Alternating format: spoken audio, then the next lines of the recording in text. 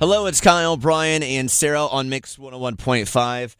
Sending all the love to Western North Carolina. We recognize as we do this show today, we are still trying to get through a lot at North Carolina. Of course, you can still make your donations, and standing ovation to everybody out there doing their own individual drives to collect supplies and figure out ways to get them to Western North Carolina. Yeah, it was love amazing you for to see everybody's foot still on the gas over the weekend. Oh, yes.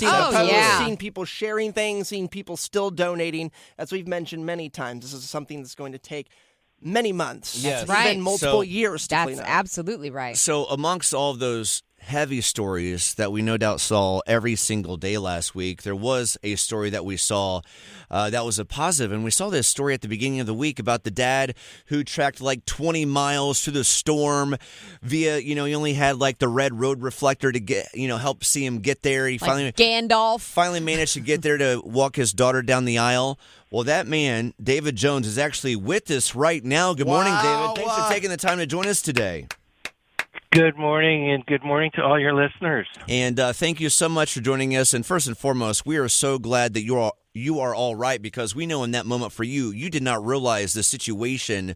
Sadly, like a lot of people did not realize the situation that we had in front of us last weekend. You were simply a dad trying to make it to your daughter's wedding. You got stopped multiple times last Friday night, and then you ended up going on this nearly 20-mile journey by yourself because he had to walk his daughter down the aisle. Pick it up from where you ran into the troopers, trying to get to where you needed to go. What happened after that, and what motivated you to kind of keep on going? Yeah, thank you. And to be clear, we didn't expect anything like this, and I don't think anybody else did. Not Normally, at all. when hurricanes get this far inland, they're pretty well dissipated, and it's just, rain. But it did knock out cell phone service. It did knock out internet. So I didn't really know what I was launching into, and that's why we decided here that my wife would stay behind, and if the roads were clear, she would just follow up the next day. So 7 hours into what should have been a 2-hour journey, I reached, quote, unquote, the end of the road. And there were a group of troopers, state troopers there. I cannot speak highly enough of these men and women and the work that they do to protect all of us, to put their lives on the line, especially in the world's worst moments. And they were very clear and very strong in their advisement that, we can't let anybody drive. You can't go down the interstate. The bridges are washed out. We don't know the full extent of the destruction on the back roads, but they're not good. We don't want anybody driving there. And then when I asked him about walking, he said, no, you don't understand. We're not letting anybody out. And I said, well, with all due respect, you don't understand. My daughter's getting married at 11 o'clock in Johnson City, and I'm going to be there to walk her down the aisle. He said, well, I appreciate that, but really, sir, the best thing you can do is go back to your car and wait it out, and maybe in the morning we'll have some roads open. Well, I couldn't hold my hopes on a maybe, so I grabbed my backpack and my few supplies that I had, and off I went with my cell phone light leading the way. You sound like a really, wise person. You sound very mild-mannered. Maybe that's just your voice, but you sound very smart, very mild-mannered. In that moment, what were you thinking to get you out of that car? Like, I can make it 30 miles on foot. It's not like you're going 2 miles. Not like you have to walk 30 miles. What were you thinking when you made that decision? I mean, that's a long way to walk. And I appreciate that question. I'm a runner. I'm fairly fit. I've done marathons before, and I knew the distance. I've traveled this road many times, and so I thought, well, it's about 20 or 30 miles, no problem. I can do the distance. It's little after 2 in the morning, no problem. I should have enough time to get there if it's just walking, because where we were, right at the bottom of this off-ramp on Interstate 26, the roads were clear. It was farther down, so, I had no idea what awaited. But I had 3 wins in mind. The first win was my ultimate vision, and that is to walk my daughter down the aisle. Been looking forward to this for a long time. I'm going to be there if at all possible. Yes. The second win would have been if I can at least get to somewhere where they have cell phone service, I can let people know where I am, and maybe she could FaceTime me or Zoom me into the wedding. She could carry a bouquet and a cell phone down the aisle. Oh, that's funny. And I could be there virtually. And the third win, if it's just totally blocked, I can't get anywhere, at least I could come back and give the troopers firsthand report of what's up ahead. There you go. Because at that point, there was a little bit of the fog of war and a little bit of conflicting information, and maybe I could help straighten them out. So any one of those would have been a win. Obviously, the first one, walking my daughter down the aisle, was the preferred one.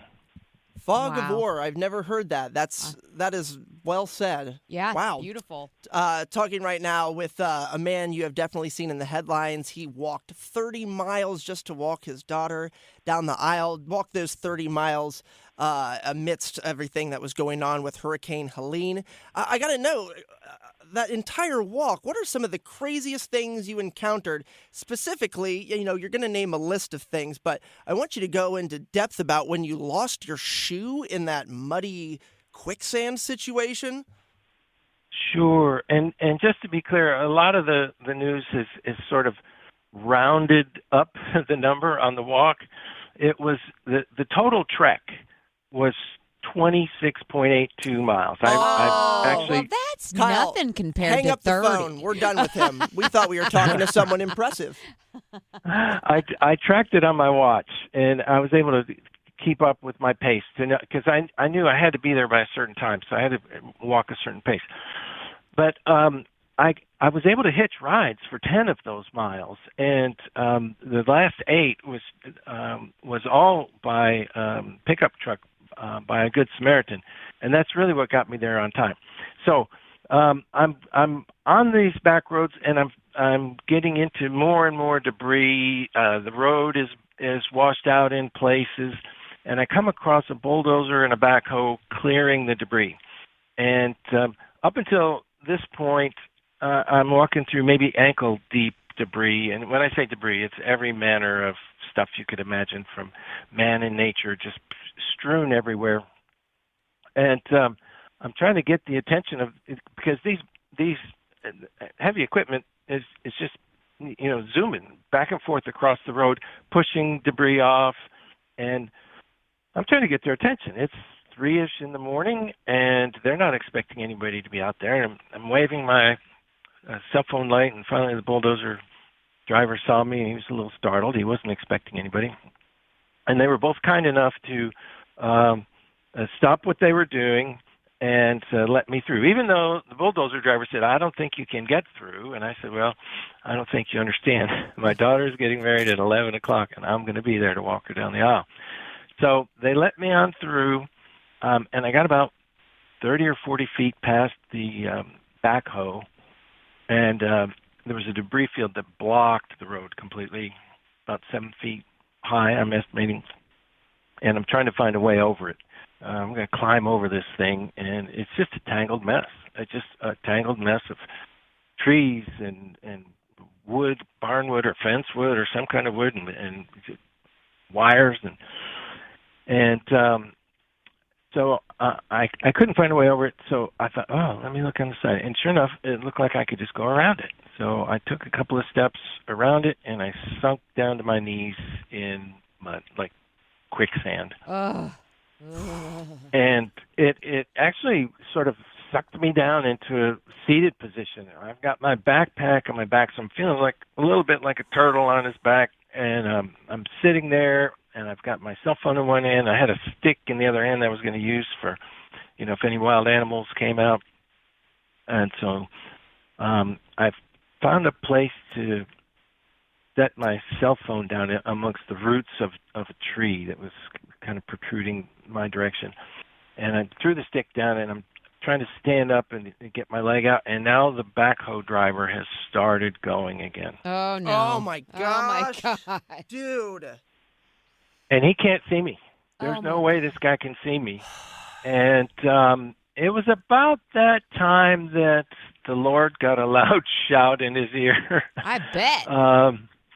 And I asked for help, and sure enough, I was able to slowly get my right leg up, out, but the mud sucked my shoe right off.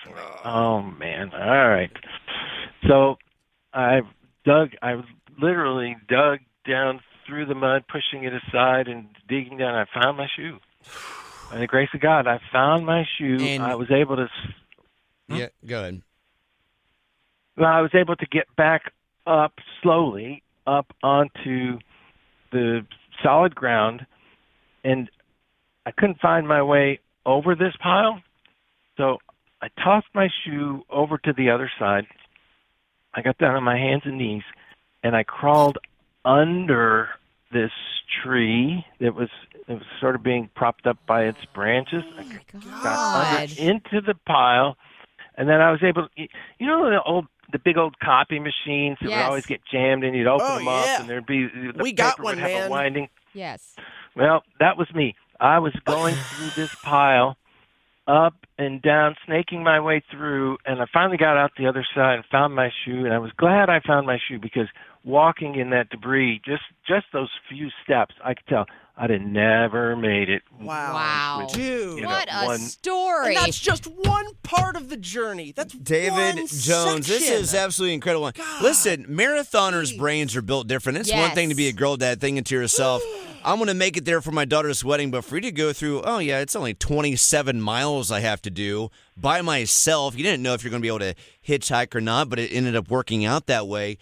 David Jones, of course, made it to his daughter's wedding the next day, safe and sound, and then he gave her that red road reflector as a symbol of what he went through, but also their marriage. Please share, final note, what that moment meant to you, giving them that red reflector that you had used to cross that path, that perilous path that you had gone down over the last 6 hours. Yeah, so I told a few people before the wedding, what had happened, but I instructed them, don't tell Elizabeth. We don't want to upset her, and we don't want to steal any spotlight away from her on her day. This is her day. Let's focus on her. We'll have plenty of time afterwards to tell her this story. So they had asked me to say a few words at the reception, say the blessing over the food. And so I had something prepared, but it just occurred to me that I'm going to present them with this reflector. And so I stood up and I told the story. It was in a very nice restaurant. They took very good care of us. And I just told the story, and everybody heard it then all at once. And I said, I'd like you to take this reflector. I'd like to make this a gift to you so that you will always, whenever you see it, you will always remember to protect each other, especially in your darkest hours, like it did for me, and for you to continue to always be a reflection of God's goodness. So there were a lot of tears, a lot of hugs, and a lot of joy. They broke the mold with you, David Jones just took proud girl Standing dad. ovation. Yeah. Proud My girl dad to a God. whole other level. My goodness. Unbelievable. David, thank You you for guys the. Go ahead. You're too kind. I appreciate it. I know we got to go, but I also want to make sure that everybody understands we are mindful of the blessings that we have received, and that there are still a lot of people suffering. And as you all were mentioning, if anybody can donate, and this is going to go on for a long time. So, in fact, I know that some areas here are inundated with more food and supplies than they can handle right now. So if we can spread the love out over the coming months and maybe years, then that would be fantastic for the people that have been so hard hit. Yes, thank you for saying that. That's a really good reminder. That's something that all of us really need to take in, understand, and apply going forward. Thank you so much, David. It's the most amazing story I think we've ever had on these airwaves. I'm sure people in the car are still finding a way to stand up and applaud you. Yes. And glad that you're okay too. And man. I'm glad that you're okay, man. But what a story of resilience and love.